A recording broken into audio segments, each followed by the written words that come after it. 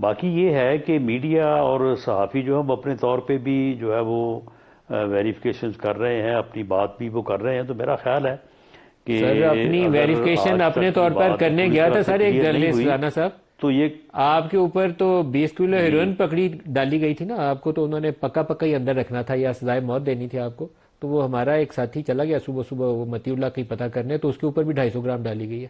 تو ہمیں کوئی بہتر کام کرنا چاہیے رانا صاحب، کم از کم آپ کی حکومت میں تو یہ کام نہیں کرنا چاہیے تھا.